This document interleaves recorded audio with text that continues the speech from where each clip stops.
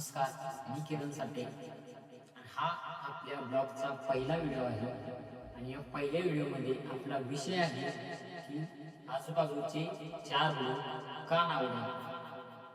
तर आजूबाजूच्या लोकांचा जर विचार करत बसलो तर आपलं आयुष्य आपण कधी जगू शकत नाही. कारण हे चार लोक काय म्हणतील, काय विचार करतील, त्यासाठी जर आपलं स्वप्न, आपले देह, आपला गोल जर आपण विसरून जात असेल व आपण जर त्या दृष्टिकोनातून जर मागे फिरत असेल तर आपल्या जीवनाला किंवा आपल्या आयुष्याला काहीच अर्थ उरत नाही.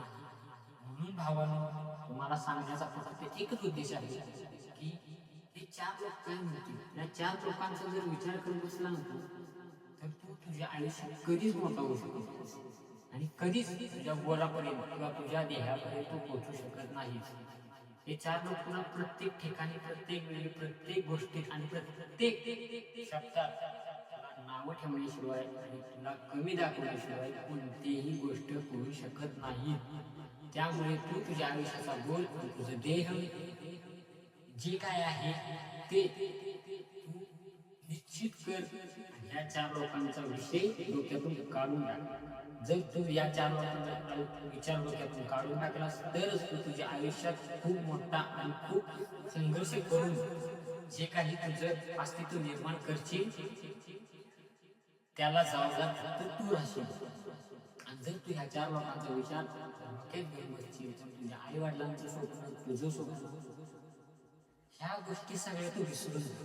म्हणून सांगतो मित्रा, जे काही करायचं आहे मनापासून कर. या चार लोकांचा विषय डोक्यातून काढून टाक. कोणाचंही चांगलं झालेलं या चार लोकांना बरं वाटत नाही, कोणाचं वाईट झालेलं सुद्धा या चार लोकांना बरं वाटत नाही. त्यामुळे स्वतःच्या अस्तित्वासाठी स्वतः लढ आणि स्वतः निर्माण कर. जे काय आहे, जे काय अस्तित्व निर्माण करायचं ते तू स्वतः करू शकतो. तुला कोणत्याही प्रकारचं अस्तित्व निर्माण करण्याची क्षमता तुझ्यात नाही असं नाही. तू जोपर्यंत जिवंत आहेस, जोपर्यंत तू स्वतः हारू शकत नाहीस किंवा स्वतःचं मन तुझं हारू शकत नाही, तोपर्यंत तुला कोणीही हरवू शकत नाही. एखाद्या व्यक्तीला माणूस कितीही कमी लेखले किंवा काही केलं तरी त्याला कोणत्याही प्रकारे इजा तोपर्यंत पोचत नाही की जोपर्यंत तो त्याच्या मनातून हारत नाही. म्हणून लोक काय म्हणतील याचा विचार जास्त करत बसू नकोस. तू तुझ्या देहासाठी, तुझ्या स्वप्नांसाठी, तुझ्या आई वडिलांच्या स्वप्नासाठी तू स्वतः लढ. तू स्वतः कोणतीही गोष्ट स्वतः कर. ह्यो काय म्हणतोय, तो काय म्हणतोय, त्या गोष्टीत जर तू पडत राहिलास, त्या गोष्टीत जर तू विचार करत राहिलास तर तुझ्या आयुष्यात कधी मोठा होऊ शकत नाहीस. तर एकच एवढं माझं सांगणं आहे,